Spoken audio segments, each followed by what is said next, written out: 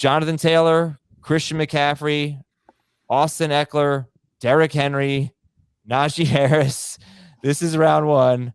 Dalvin Cook, Joe Mixon. That's round one. Taylor, McCaffrey, Eckler, Henry, Najee Harris, Dalvin Cook, Joe Mixon. Dave, what's your fun fact on Christian McCaffrey? What were my two strikes against him? One is obvious, the injuries. The number two strike is that, well, the coaches might not use him as much because they want to keep him healthy and fit for the course of the season. If they use him as much, he won't be as good. That's actually wrong. Last year, there were 2 games where he played less than 75% of the snaps and finished. He had at least 24 PPR points in each. In his career, there have been 17 games where he's played between 50 and 75% of the snaps. Only 9 times did he have at least 15 PPR points, but 12 of those 17 games were in his rookie year when he was splitting, he was learning. I'm throwing those out. So small sample size, but 5 career games since his rookie year where he specifically played between 50 and 75% of the snaps. He had at least 22 PPR points and at least 15 non-PPR points in every game.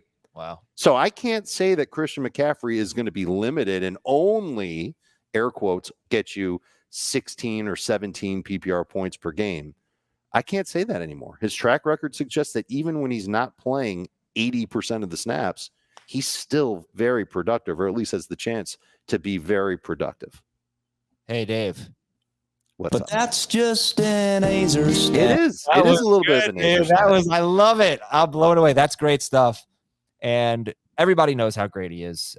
Christian McCaffrey in non-PPR is the only running back, he and Todd Gurley, the only running backs to average more than 22 non-PPR fantasy points per game since LaDainian Tomlinson in 2006. So that's the thing that I want to say about McCaffrey is don't just think of him as completely dominant, against everyone in PPR. He was that way in non-PPR too, and obviously in half PPR. So is anybody taking him other than Heath? Is anybody taking him over Jonathan Taylor right now? And would you consider that in non or half PPR in addition to full PPR? I'm not there yet, but like I said, I struggle with it. I really, really do. Yeah. It's almost like I want the second pick as opposed to the first pick. Let somebody else decide it for me. Fair enough. Dave, where do you think you're going to end up with McCaffrey in your rankings? He's currently 5th for me, and I know that that's out of line and crazy and whack, but I don't think he gets any higher than 4th. I got Jamie staying up late at night worrying about Taylor versus McCaffrey. Here I am worrying about McCaffrey versus Najee Harris.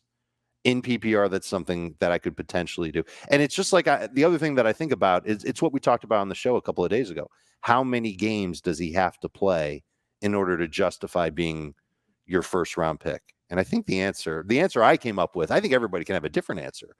My answer was 11 games. If you told me he's playing 11 games this year and not telling me when they were playing, I think I'd move him up considerably.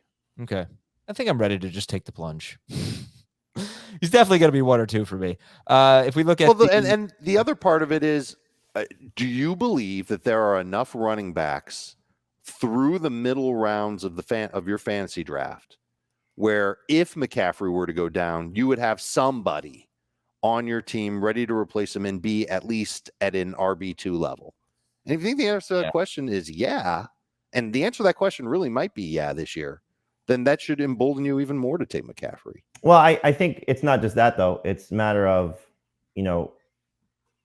our roster builds are typically different. You're going to go a little bit more into that running back pool in the middle of your draft. For me, for example, and it seems like most wide receiver people, I don't know the best way to describe it, most people go a little more receiver heavy. I'm not going to worry about starting a running back in my flex, but I'm going to take a lot more shots at late round guys. So you may not have the security of a Josh Jacobs or a Rashad Penny. I know you like, somebody like that. Mm-hmm. The security of a Rashad Penny. Okay. Yeah. Well, I'm just saying, guys that I get it. I know you didn't mean like, what I said, but you're right. I'm just naming guys, that are in that group of running backs that you'll typically buy into.